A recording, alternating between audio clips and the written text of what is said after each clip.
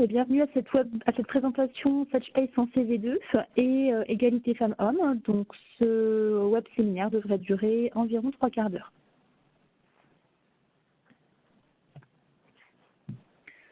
L'objectif de ce web séminaire d'aujourd'hui, c'est de vous présenter les apports de la nouvelle version SageSpace en CV2. C'est une version qui, comme d'habitude, permet de répondre aux nouveautés légales. Et c'est une version qui vous apporte de nouvelles fonctions et de nouvelles améliorations.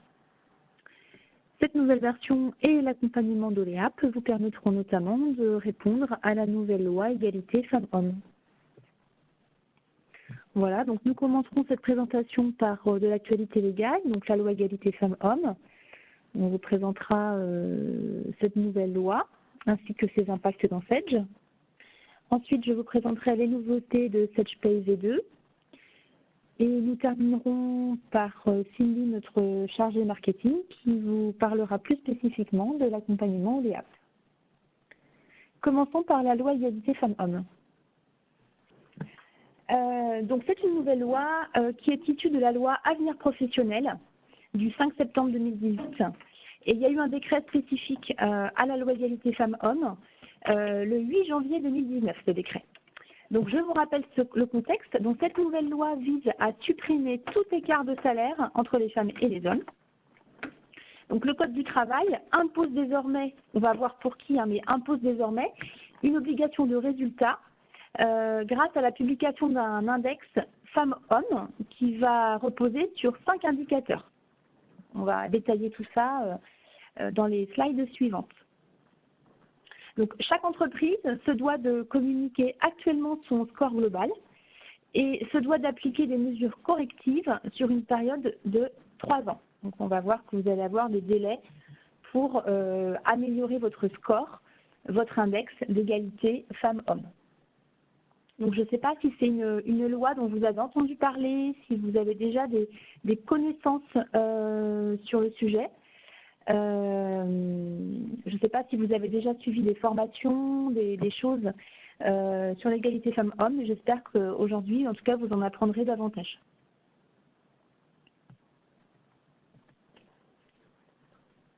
On va faire un petit focus sur les échéances, puisqu'en fonction de vos effectifs, les focus ne sont pas les mêmes, les échéances ne sont pas les mêmes. Donc la première, ce que c'est passé, c'était le 1er mars 2019 pour les entreprises de plus de 1000 salariés. Donc, elles avaient jusqu'au 1er mars pour produire ce fameux index dont on va parler après. Pour les entreprises qui ont des effectifs compris entre 250 et 1000 salariés, le délai de mise en conformité court à compter de la publication. Donc, la publication pour ces effectifs-là, c'est le 1er septembre 2019. Donc, si vous avez plus de 250 salariés, votre échéance, ça va être 1er septembre 2019. La troisième échéance, c'est 1er mars 2020 pour les entreprises de plus de 50 salariés. Donc, pour celle-ci, vous avez encore un petit peu de temps devant vous. Ce qu'il faut retenir de toute façon, c'est que tous les ans, il faudra publier cet index si vous êtes plus de 50 salariés. Donc, que vous soyez 50, 300, 400, 500, 1500, tous les ans, au 1er mars, vous devrez publier l'index. Ce qui signifie pour les entreprises qui sont dans le cas du milieu, les entreprises de plus de 250 salariés, vous allez devoir publier 2 index en un temps assez court, donc un premier index au 1er septembre, et vous devrez en republier un deuxième au 1er mars 2020. Voilà, 2 échéances assez rapprochées. Donc, au départ, je crois que les entreprises de plus de 250 salariés avaient décidé que vous deviez publier l'index au 1er mars 2019. Ils vous ont laissé un peu plus de temps, du coup, vous avez jusqu'au 1er septembre 2019. Mais du coup, ça vous fait 2 index un peu rapprochés à publier. Important à noter, ce qu'on a rappelé ici en bas de slide, si vous franchissez le seuil des 50 salariés, vous n'avez pas l'obligation tout de suite. L'obligation, vous l'avez au bout de 3 ans. Donc, c'est-à-dire que si vous êtes au-delà de 50 salariés pendant 3 ans. Donc, imaginons cette année, vous êtes au-delà de 50, l'année prochaine, vous repassez en deçà, puis l'année d'après, vous repassez au-dessus, vous ne rentrez pas dans l'obligation. C'est vraiment si vous êtes plus de 50 pendant 3 années consécutives. Donc voilà pour l'obligation en termes de date en fonction des seuils de vos différentes entreprises. Donc l'appréciation des seuils d'effectifs, donc elle se fait sirène par sirène ou par unité économique et sociale si vous êtes concerné. Et ensuite, on regarde quels salariés sont pris en compte. Donc on prend en compte évidemment pour une unité tous vos CDI. Au prorata, eh bien, on va prendre les CDD en fonction de leur temps de présence, les intermittents, les salariés mis à disposition, les temps partiels, évidemment, toujours pareil avec un ratio effectué à l'heure. On exclura les apprentis, les CIE, les CAE, contrats assez spécifiques, et les contrats pro.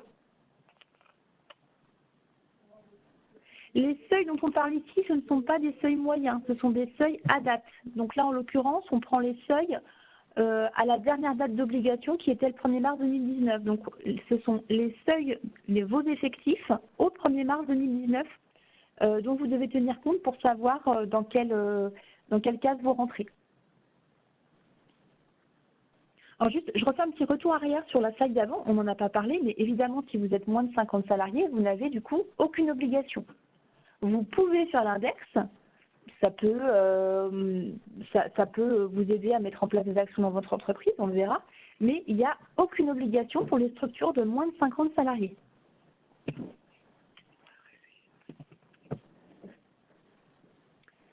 Passons aux différentes étapes. Donc on va le voir, il y a différentes étapes à la production de cet index. Tout d'abord, vous allez calculer les indicateurs qui composent l'index. Donc ça, ce sera tous les ans. Vous allez calculer une série d'indicateurs qui vont composer votre index. Donc vous allez ensuite devoir verser ces indicateurs, les publier dans la base de données économiques et sociales et sur votre site web. Donc il n'y a pas de précision particulière de la part de l'administration pour l'instant. Hein. Ils indiquent juste que la publication doit se faire au niveau de votre site internet. Il y aura évidemment des contrôles de la directe, on le verra après. Si jamais l'index donne un score, et on verra lequel, mais donne un score inférieur à 75 sur 100, vous devrez adopter des mesures de correction ou de rattrapage salarial. Vous avez, on le verra, 3 ans pour atteindre un score supérieur à 75 sur 100 et donc vous mettre en conformité, qui est la 4e étape. Donc vous n'avez pas 3 ans pour adopter des mesures, vous avez 3 ans pour arriver à 75 sur 100. Ça ne vous défausse pas entre-temps de tout faire pour améliorer votre score. Hein, la directe pourra vous contrôler là-dessus.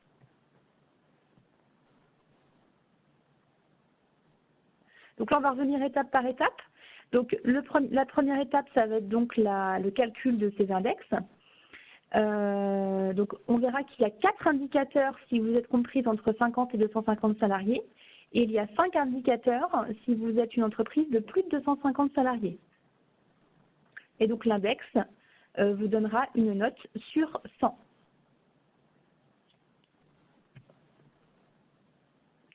La deuxième étape, on va donc publier ce que je vous disais, le niveau de résultat sur le site internet de l'entreprise et dans la BDES. Et vous le mettrez à disposition du CSE afin qu'il puisse consulter le niveau de résultat et savoir comment ça a été calculé. Donc comment vous avez réparti les salariés dans les différentes catégories pour pouvoir faire des comparaisons et quelles mesures de correction ou de rattrapage vous avez envisagées.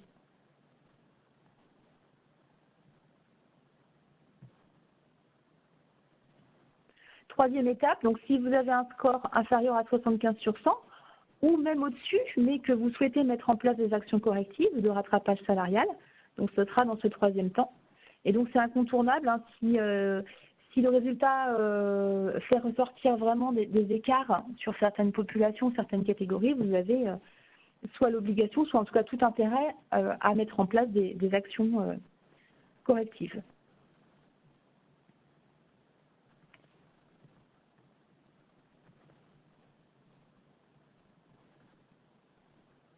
Le quatrième temps, ce sera donc la mise en conformité, je vous le disais tout à l'heure. Si vous avez un score inférieur à 75 sur 100, Vous avez 3 ans pour arriver à un score qui dépassera 75 sur 100. Ça ne vous empêche pas de continuer à publier tous les ans. On vérifiera au bout de 3 ans que vous finissez par atteindre les 75 sur 100.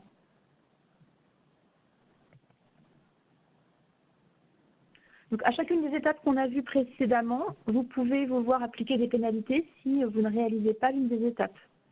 Donc, si vous ne publiez pas les indicateurs, si vous ne définissez pas de mesure de correction, dès lors que le résultat obtenu est inférieur à 75 points, ou si au bout de 3 ans, le résultat est toujours inférieur à 75 points, dans ces 3 cas-là, la directe pourra vous prendre au maximum 1% sur la masse salariale du mois qui suivra le terme de la mise en demeure transmis par la directe. Et cette sanction court jusqu'à ce que vous ayez corrigé. Donc si la directe, là, vous contrôle, imaginons au mois de novembre, parce que vous n'avez pas publié les indicateurs, et que vous attendez le mois de février pour les publier, eh bien de novembre à février, vous aurez une pénalité au maximum de 1%, on va dire une pénalité de 1% sur la masse salariale de chacun des mois qui suivra la mise en demeure de novembre. Donc ça peut commencer à faire des sanctions assez importantes.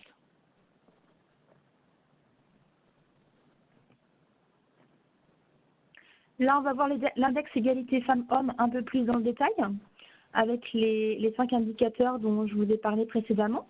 Donc là, vous avez le détail de chaque indicateur. Donc, je vais vous les présenter. Vous aurez un indicateur qui va calculer l'écart de rémunération par tranche d'âge et par poste. Donc c'est un des indicateurs le plus important puisqu'il est, vous le voyez, sur 40 points. Il est sur 40 points. C'est un indicateur sur lequel vous allez avoir un petit peu la main puisque c'est vous qui allez, entre guillemets, choisir, en plus des tranches d'âge, les catégories qui vont vous servir à faire les comparaisons. On va, par exemple, pouvoir utiliser des catégories CSP. Donc, comparer les cadres avec les cadres, les étames avec les étames, etc. Vous allez aussi pouvoir avoir le choix de faire une comparaison par niveau de salarié, par coefficient, et enfin selon un 4e critère qui serait des catégories issues d'une convention collective, une catégorie conventionnelle. Vous ne pourrez pas sortir de ces 4 choix de catégories, mais vous pourrez néanmoins choisir parmi ces 4. Donc en fonction du choix, l'indicateur, le résultat de l'indicateur peut être totalement différent.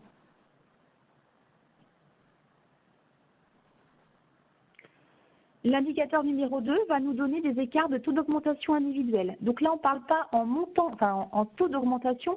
L'idée, c'est de savoir plutôt s'il y a eu plus d'hommes que de femmes qui ont été augmentés, indépendamment du montant d'augmentation.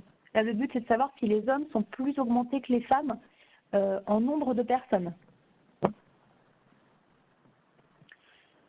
L'indicateur numéro 3 va vous permettre de savoir s'il y a eu plus d'écarts, enfin des écarts de taux de promotion, encore une fois, si les femmes sont plus ou moins promues que les hommes. L'indicateur numéro 4, qui est un indicateur que normalement vous respectez déjà, puisqu'il est déjà inscrit dans la loi depuis longtemps, c'est un indicateur qui permet de vérifier que si vous avez eu des augmentations dans votre entreprise, de manière générale, ou de manière individuelle sur une population, une catégorie, et bien de vérifier que les femmes qui reviennent de congé maternité ont aussi bénéficié de ces mêmes augmentations. Donc c'est un indicateur assez dur dans le sens où s'il y a ne serait-ce qu'une femme qui n'a pas été augmentée, vous obtenez 0 sur 15. Évidemment, si personne dans l'entreprise n'a été augmenté, l'indicateur n'est pas calculable. Là, il s'agit bien de comparer ce qui est comparable. Est-ce que les femmes au retour de congé de maternité ont été augmentées vis-à-vis des autres salariés qui ont eux-mêmes été augmentés? Le 5e indicateur va nous permettre de savoir, parmi les 10 plus hautes rémunérations de votre entreprise, quel est le sexe sous-représenté, est-ce qu'il y a plus d'hommes, plus de femmes, une parité, voilà. C'est un indicateur assez simple à mettre en place. Les indicateurs, vous le verrez, pourront être non calculables puisque dans la loi, ils ont instauré un minimum. Donc, notamment sur l'indicateur numéro 1, on a une notion de groupe et de nombre minimum d'effectifs par groupe. Si un groupe, donc je vous rappelle, un groupe, c'est une tranche d'âge sur une catégorie. Si un groupe est composé de moins de 3 hommes et 3 femmes, le groupe n'est pas calculable.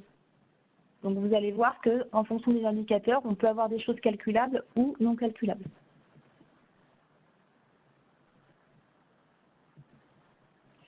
Voilà pour les 5 indicateurs. Donc ça, c'est si vous êtes plus de 250 salariés, puisque je vous rappelle, si vous êtes moins de 250 salariés, vous n'avez que 4 indicateurs.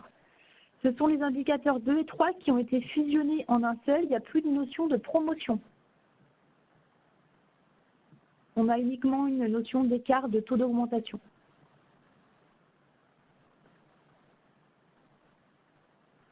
Avec un indicateur du coup numéro 2 qui est sur 35 points.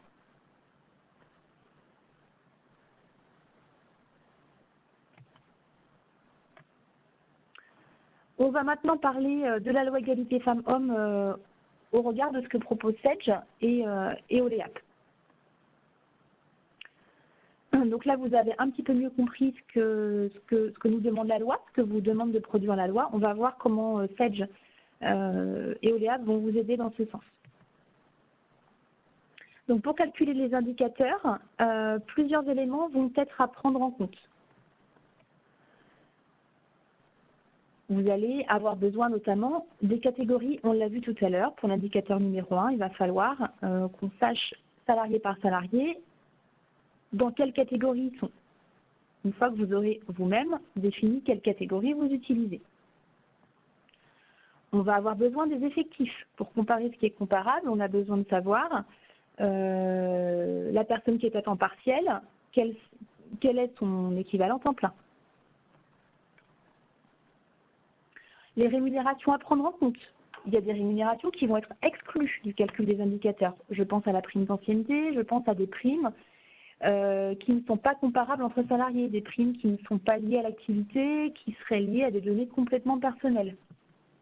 Les heures supplémentaires sont exclues du calcul, par exemple. Les salariés revenus de congé de maternité, il va falloir qu'on les identifie dans cette paye. Les salariés promus sur la période, de la même manière, il va falloir qu'on les identifie, ainsi que les salariés qui ont été augmentés, de manière générale ou individuelle. Donc l'idée avec SedgePay, c'est que vous allez pouvoir collecter ces informations grâce à des nouvelles zones qu'on va voir un petit peu après. Ce qu'il faut bien comprendre, c'est que les indicateurs que vous allez devoir produire, soit pour le 1er septembre, soit pour le 1er mars, si vous voulez que les calculs de ces indicateurs soient effectués grâce à SedgePay, il va nous falloir des informations sur des périodes écoulées, puisque probablement que les indicateurs du 1er septembre vont être calculés sur l'année 2018. Il va pour cela falloir que nous ayons dans SedgePay tous les historiques sur la période 2018, à savoir au mois le mois quel salarié a été augmenté, quel salarié a été promu, est-ce qu'il y a des salariés qui sont revenus de congé maternité, quelle était la catégorie de tel et tel salarié sur 2018, et j'en passe. Donc là, il y a un gros travail côté SedgePay à faire sur les historiques, si on veut que SedgePay puisse nous extraire des indicateurs, des index corrects.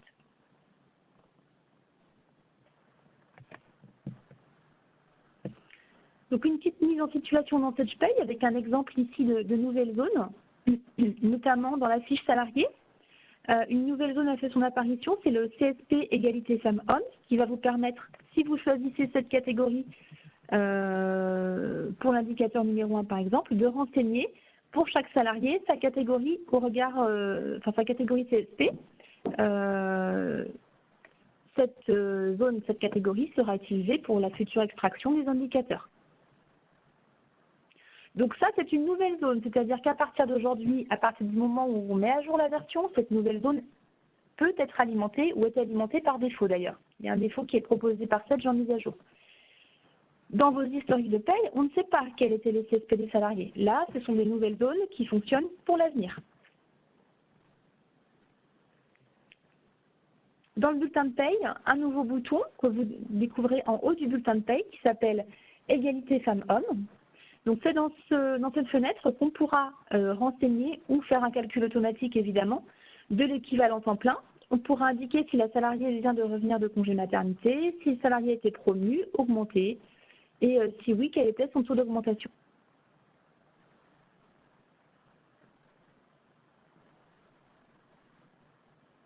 Voilà pour les nouvelles zones dans Sedge. Il n'y en a pas beaucoup, mais elles suffisent derrière à calculer des indicateurs.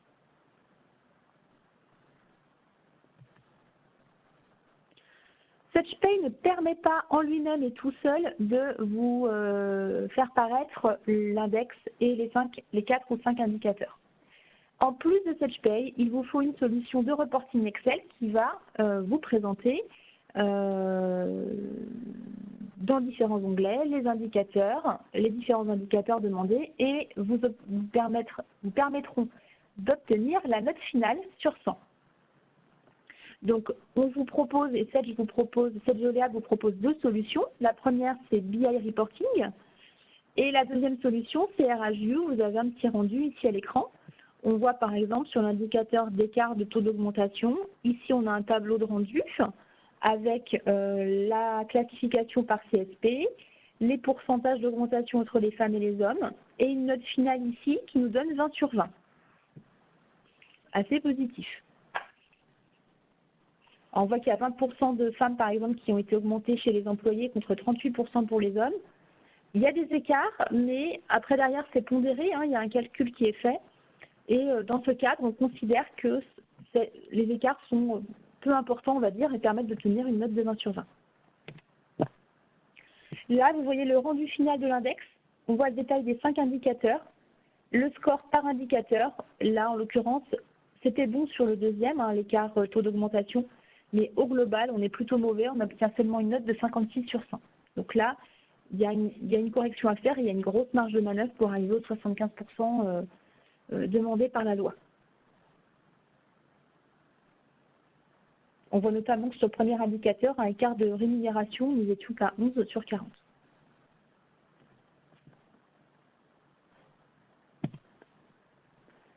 Voilà pour l'égalité femmes-hommes. Donc, n'hésitez pas dans votre tête à me poser toutes vos questions via le chat, puisque je referai une séance de questions-réponses à la fin. Voilà, j'espère que je vous ai éclairé sur le sujet. Les nouveautés SetchPay V2. Donc, la version de SetchPay version 2 est sortie fin mai, début juin. Elle n'a pour l'instant pas de caractère obligatoire et il y a des versions correctives qui vont paraître, notamment une en septembre.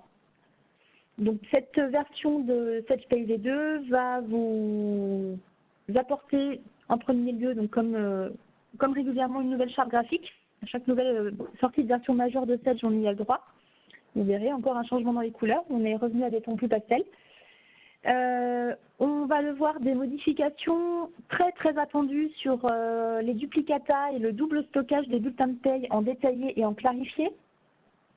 Les bulletins complémentaires, des nouveautés sur les bulletins complémentaires. Je vous montrerai aussi comment ils ont amélioré la fonction de multi-contrat, si vous ne connaissiez pas déjà cette fonction.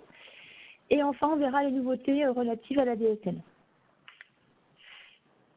Donc la nouvelle charte graphique, voilà, je vous présente la nouvelle présentation de Sedge, donc du bleu, du vert, du pastel, plus de tons flashy. Et de même pour les états, plus de vert, mais uniquement du bleu au niveau des zones de totalisation. Donc liste de paye, état résumé de cotisation et tous les autres états de paye sont réalisés de la même manière. Hein. Même système, même principe de couleur. Même charte. Une nouvelle documentation, donc désormais tout est en ligne, hein, on tend vraiment vers ça de plus en plus. Donc l'aide est en ligne, l'aide a été revue, donc vous avez accès depuis le point d'interrogation du logiciel à l'aide en ligne. Vous pouvez faire des recherches, c'est assez puissant et vous avez ce que vous voyez à l'écran ici, des tutoriels. Par exemple, comment effectuer le double stockage des bulletins. Comment simplifier le contrôle des bulletins.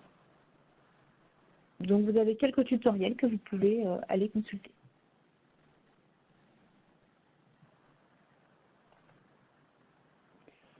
Donc la nouveauté sur le double stockage des bulletins. Donc ça c'est quelque chose qui est issu de Customer Voice, je vous en avais parlé l'année dernière.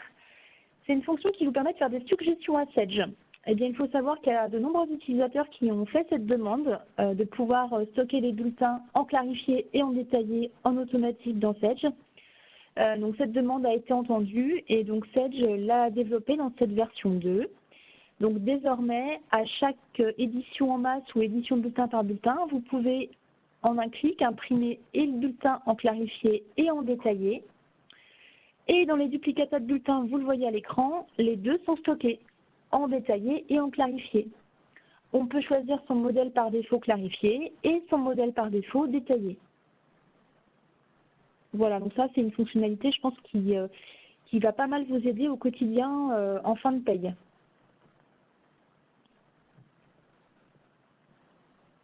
Voilà, là on voit un aperçu de l'édition des duplicata de bulletins. On peut choisir en bas d'imprimer, alors ce qu'ils appellent officiel, c'est le clarifié, et le supplémentaire, ce sera visiblement pour vous le détaillé.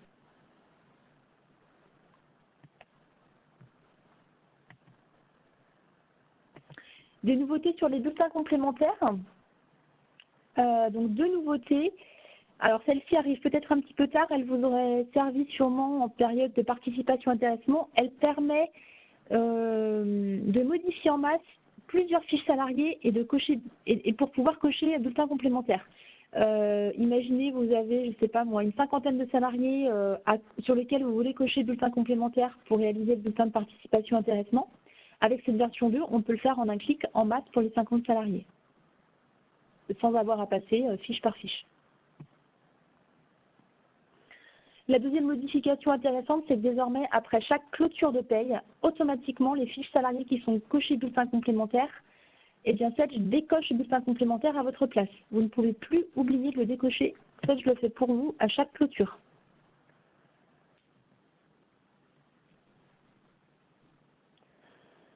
Alors, le multi-contrat, je ne sais pas si c'est une fonction que vous connaissez déjà. Je ne sais pas s'il y en a parmi vous qui l'utilisent. N'hésitez pas à me laisser un petit message. Donc, c'est une fonction qui vous permet, qui est utile dans les entreprises qui vont avoir beaucoup de multi-contrats sur le mois. Une même personne est embauchée 3-4 fois, 3-4 contrats différents. C'est souvent utilisé dans l'hôtellerie-restauration, par exemple. Et bien, il faut savoir qu'il y a une fonction dans Sedge qui permet de générer en masse les 4 bulletins. Ça existait déjà. Je crée mes 4 contrats et Sedge automatiquement me crée mes bulletins, mes clôtures intermédiaires. L'avantage de cette nouvelle version V2, c'est que Sedge est désormais capable de vous faire un seul et même bulletin consolidé sur la base de 4 contrats différents. Donc là, on le voit à l'écran, un salarié avec 3 périodes de paye, du 3 au 5 juin, du 7 au 12 juin et du 17 au 21 juin.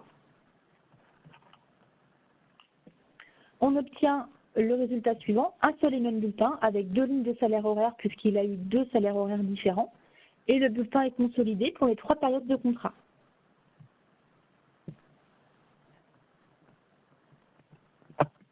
On le voit ici un peu plus en détail. On voit à gauche le détail des 3 bulletins et à droite le résultat dans le bulletin consolidé.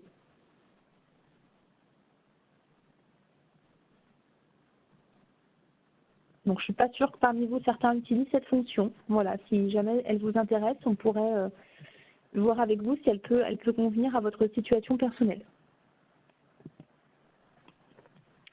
Parmi les autres nouveautés de cette version, vous verrez en fiche salariée, vous remplacez le nom de famille par le nom de jeune fille. Deuxième fonctionnalité, ils vous permettent de continuer d'acquérir des congés payés et de l'ancienneté si votre salarié est en sommeil. On a des nouvelles options dans la fiche salariée. Dès lors que vous le mettez en sommeil, on peut continuer à acquérir des congés et de l'ancienneté. Ils ont ajouté une zone de commentaires au niveau de l'ancienneté.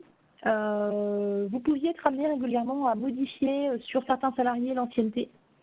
Et souvent, on s'apercevait plusieurs mois après qu'on ne se souvenait plus pourquoi l'ancienneté avait été modifiée et c'est souvent impossible à retrouver et à recalculer. Donc là, vous avez une zone de commentaires que vous pouvez remplir à chaque modification de l'ancienneté. Sedge nous promet des améliorations quant à l'actualisation des droits au portail. Ça va grandement vous intéresser si vous êtes concerné par des problèmes de code client non renseigné quand vous transmettez les DSN. Donc à première vue, avec cette nouvelle version, on n'a plus de problème. Vous êtes toujours obligé de vous identifier une fois par mois, mais seulement une fois par mois. Et enfin, des améliorations sur la duplication des fiches de personnel.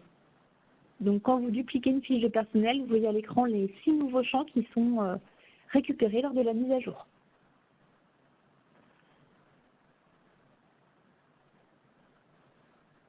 Lors de la duplication.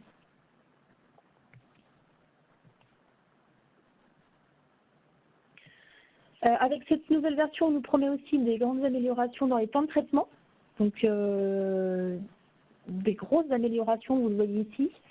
Pour l'affichage de la liste des salariés, par exemple, sur des bases assez importantes, on passerait de 50 secondes à 3 secondes. Pour des états résumés de cotisation, c'est pareil. On gagne aussi beaucoup de temps. Là, on passe de 2 minutes 20, par exemple, à 1 minute 20. Donc, 1 minute de moins, c'est pas négligeable. Là, on voit sur 188 salariés. Donc cette nouvelle version en termes de temps de traitement devrait être très bien.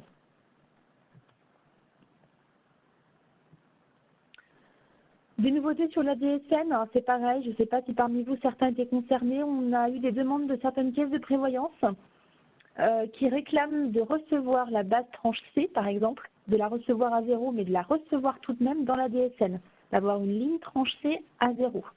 Ça, on ne pouvait pas le faire avec la version actuelle de Sedge. Désormais, c'est possible. Donc, il y a eu des options de rajouter dans les fiches contrat social.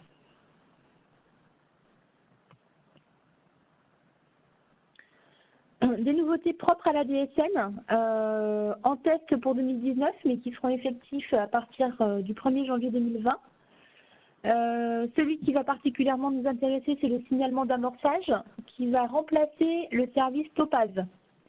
Donc désormais, on va pouvoir faire une DSN, donc depuis Sedge, transmettre une DSN quand on aura tout juste embauché un salarié afin de recevoir son taux de prélèvement à la source.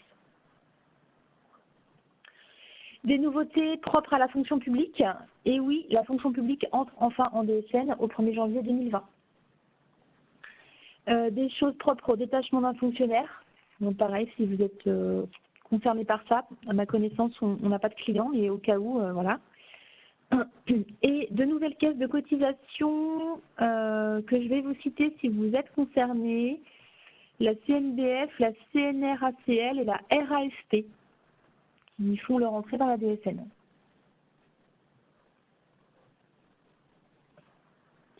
Voilà pour les nouveautés de cette version 2. Je vais laisser la parole à Cindy, qui va vous parler plus particulièrement de l'accompagnement LEAP. Merci Claire pour cette présentation détaillée des nouveautés Sedge Pay Sensé V2, nouveautés qui vont vous permettre de répondre à la loi égalité femmes-hommes. Pour vous accompagner, nous vous proposons un dispositif à plusieurs niveaux, adapté selon vos enjeux en fonction déjà du nombre de salariés et de vos dates d'échéance, que ce soit le 1er septembre 2019 ou bien le 1er mars 2020. Le dispositif Égalité femmes-hommes se présente en deux parties. La première partie concerne la mise en place, c'est-à-dire la partie technique avec l'installation de la V2 Sedge Pay Sensé et la migration des dossiers de paye. Dans un second temps, nous vous accompagnons dans la mise en place du calcul de l'index grâce à des solutions de reporting 100% Excel. Comme vous l'a précisé tout à l'heure Claire, nous vous proposons deux offres, la solution RHU et la solution Sedge BI Reporting. La solution RHU est un outil de reporting RH développé par Oleap avec la technologie des cubes et un entrepôt de données basé sur SQL Server. Notre module RHU a toute sa pertinence dès lors que l'on veut avoir un reporting personnalisé et croisé avec d'autres données que Sedge Pay.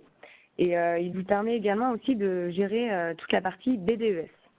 Il est multi-société et le prérequis est d'avoir une version Sedge Sensé Premium, c'est-à-dire sur SQL Server. Si vous êtes déjà équipé de la solution RHU, dans ce cas, nous interviendrons pour la mise à jour du logiciel de l'outil. Concernant la deuxième solution, donc Sedge BI Reporting, c'est une solution adaptée à la version Sedge Sensé standard, c'est-à-dire sur SQL Express. Sedge BI Reporting existe en deux versions, donc vous avez le mode consultation et le mode personnalisation des tableaux de bord. Donc comme vous pouvez le voir sur la présentation, le tarif et la durée d'intervention varient en fonction forcément de votre configuration et des solutions choisies. Côté métier, avec le dispositif égalité femmes-hommes, nous vous formons aux outils et aux nouveautés SagePace V2, à la mise en place des paramètres égalité femmes-hommes et enfin à l'utilisation de la solution de reporting dédiée à l'égalité femmes-hommes. Idem, le tarif et la durée de l'accompagnement varient en fonction de vos enjeux, de votre configuration et des solutions choisies. Enfin, en vert, là vous pouvez le voir en bas de la présentation, nous vous proposons en option un accompagnement premium avec le service EFH+, pour mettre à jour les historiques via des requêtes que Coléap prépare. Requête faite par Peter Jackson, bien sûr. Exactement. Donc, pour plus de précision, en fait, il s'agit d'un retraitement semi-automatique des constantes spécifiques aux indicateurs femmes-hommes disponibles depuis la V2 sur l'année de référence. Par exemple, avec le coefficient temps plein, l'augmentation, la promotion, les retours congé maternité, etc. L'objectif, en fait, de la mise à jour des historiques, c'est d'identifier les anomalies, les corriger et intégrer les modifications dans la paye. Ensuite, pour aller plus loin, on vous propose également de vous accompagner avec un audit de sécurisation juridique. Cet audit est réalisé par notre partenaire FIDAL, qui est spécialiste en droit social, et puis par la même occasion accompagné par Oléap. Pour en bénéficier, donc je tiens à vous préciser qu'il faut dans un premier temps avoir souscrit aux différents accompagnements présentés sur votre écran, donc c'est-à-dire la mise en place de la paye V2, la solution égalité femmes-hommes et le service EFH+. L'objectif de cet audit, c'est d'optimiser la constitution des groupes de comparaison. Par exemple, comme vous le disiez Claire tout à l'heure, vous pouvez choisir vos groupes par CSP, par coefficient ou par niveau. Donc là, l'idée, c'est d'optimiser la constitution des groupes. Donc cet audit peut se réaliser à la fois en individuel ou en collectif. Donc là, vous retrouverez sur cet écran tous les tarifs et toutes les informations. Et pour finir, si vous souhaitez aussi aller plus loin sur la partie plutôt théorique, sur la loi égalité femmes-hommes, FIDAL reste aussi à votre disposition pour toute formation sur ce sujet. Et enfin, si vous avez des questions, sachez que Aurélie et Anne-Sophie restent à votre disposition pour échanger sur les prochaines interventions, vos configurations, etc. Voilà, donc je vais clore ce web séminaire. N'hésitez pas à nous contacter, que ce soit les filles Aurélie, Anne-Sophie ou nous, pourquoi pas, dans le cadre de la maintenance, si vous avez des petites questions complémentaires techniques. Et je vais vous souhaiter un bel été et de bonnes vacances à tous. Merci, à bientôt. Merci.